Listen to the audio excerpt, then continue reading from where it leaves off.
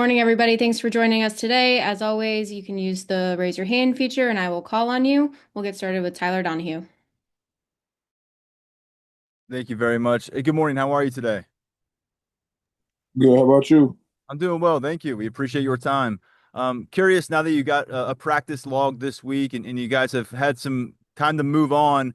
What's the mentality like on the field, in the locker room? How do you feel like this team has done and kind of getting beyond a tough loss?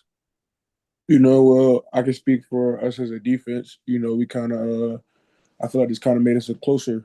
We all got goals in mind. We know what we got to do to get to those goals. So I feel like everybody's more hungry. You know, everybody want to get back out there, make a difference on the field. Daniel Gallen. Hey Xavier, thanks for your time this morning. What was it like watching film with Jim Knowles for the first time after a loss and breaking down those things? Coach knows he's really critical about us. Making sure we're doing the right thing. So, but when with the loss, it was more, he was showing us like what we did wrong and stuff like that. We haven't had that yet with him. And so it was definitely a different side of him. But, we all know what we got to do. Joe Smeltzer. Hey Xavier, appreciate the time. As far as your individual performance goes, obviously Oregon was the first big test, big game that they've really had since you've had this expanded role at defensive tackle. How do you evaluate yourself and what you were able to do against a good offensive line Saturday? And do you feel like you're starting to break out a little bit as a young player getting an expanded role?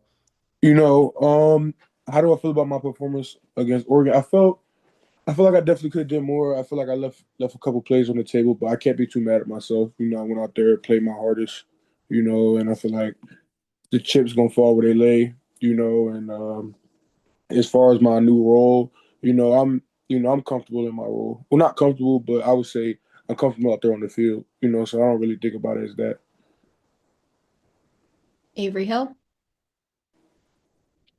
Hey Xavier, thanks for your time. Kind of going off of that, I mean, I think at least from my perspective, that was the most I saw you on the field Saturday. How did you feel in that, especially given, the tempo where did you feel like you were able to keep up? How did that kind of feel for you? Yeah, so we knew that the tempo with them was gonna be a big thing. So, all we can practice, that's what we were working. Tempo, make sure we're keeping our wind, not winded out there, not tired out there, because it may be a drive where you left out there for 6 or 7 plays in a row, So I felt comfortable out there. It didn't really have a factor on me because we practice it throughout the week. Tyler Donahue. What can you tell us about Amari Campbell, his ability to show up here with the new team, wear the green dot, call the defense, be very productive? What has he proven to this entire team over the course of his 4 months or whatever it's been on campus? Well, Amari, he's really emerged into more of like a silent leader for real. Him being like the mic of our defense, he's the one calling all the plays, and he's really comfortable with it. I feel like he's really embraced the role, and I feel like he's doing a good job right now. So, I feel like everybody's proud of him. Everybody happy with his performance. Daniel Gallen. Xavier, on Monday, James Franklin talked about how, Jim talked to you guys about his experience last year on a team that lost a couple of games over the course of the year, but was still able to win a national championship.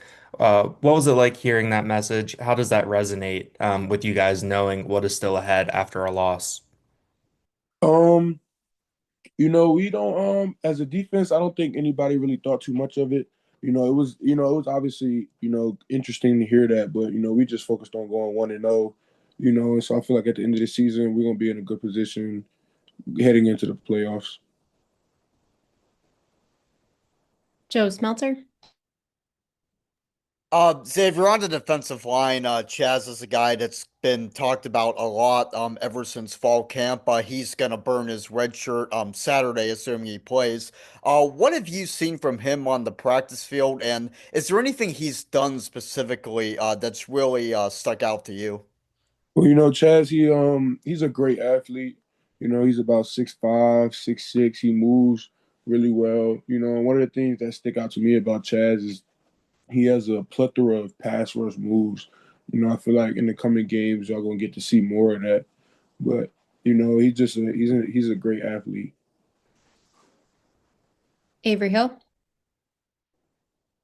Kind of follow up on the previous question or the question before that. Has there been anything said, whether it's, in your defensive line room or by other guys on the defense, especially veteran guys, on just kind of turning page at all? Like, what did that kind of look like this week? I feel like everybody's just focused on the next game. Thing is with the loss, you can't really dwell too much on it. Can't let one turn into two. So, everybody's just focused on getting this dub this week. Tyler Donahue. Yeah, I'm just curious how you've seen Deni Dennis Sutton kind of set the tone for everybody on defense this year, maybe with the way his body language, with maybe what he says in between some of those snaps. What is he doing to kind of set the standard for the defense early this season? Well, Denai, he's had a great first couple games, and I mean anybody could tell this from just watching him play. Like he really brings the energy on the field, and I ain't gonna lie, that energy, it flows through the whole defense. He definitely gets the momentum going for us and he's just a great leader. Daniel Gallen. Xavier, when you look at the UCLA offense through their first month of the season, what has really stood out about what they do and individual players who have maybe stood out to you? Well, we don't. I mean, for me specifically, as a D lineman, I typically tend to focus on like the quarterback, running back, and then the offensive line. One of the things they do, the offensive line, they've rotated guys in and out of positions.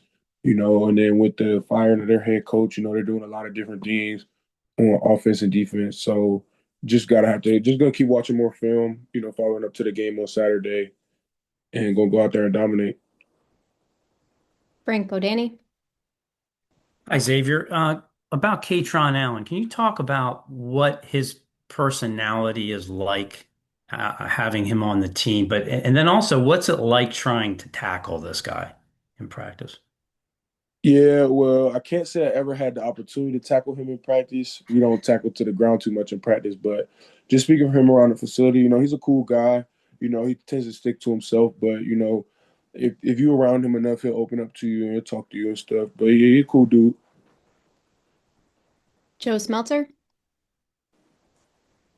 So obviously, in a result like Saturday's game, a lot of people are going to be saying a lot of different things. Every player has a different process for how they manage that, how they try to block it out. What's your process for that? And just like blocking out the outside noise, particularly online, where people can say pretty much anything. So.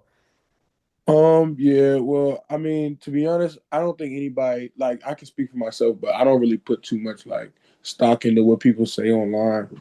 People just online trying to get a reaction out of you. And within the facility, we know what it is. We know what we got to do. We know we got to clean up. And so I don't feel like anybody really pays too much attention to the outside noise for real. Time for two more. We'll go to Avery, then Tyler. Going back to UCLA, what have you seen from their quarterback Nico Iamaleava? And what kind of challenges does that present for y'all? Um, I wouldn't say challenges, but I would just say he's definitely a runner. And so just watching out for the QB draws and stuff like that. They're starting to get him running in the offense a lot more. And then I mean he's a ball player at the end of the day. He's on scholarship just like we on scholarship. So we just gotta go out there and do our thing. Tyler. Thanks, Julia. Thanks again, Xavier. Sorry, I got a little background noise here. Curious what you've learned from Alonzo Ford. You guys have obviously kind of split that second defensive tackle role in a lot of ways so far this season. How has that helped you grow over the course of your redshirt freshman campaign? Yeah, well, Zoe, that's my dog. That's like he more like a big brother to me. So as far as like going through spring ball and going through fall camp, he was always right there helping me refine my technique and stuff. He's been playing at this level for a pretty long time. So, just picking up what I can from him, And whenever we're in the film room, I sit by him in the film room. So he always coach me up on the side, like, hey, get your hand right here. You want to press this shoulder. So he's just a good resource for me. Thanks, Xavier. Thanks, everybody.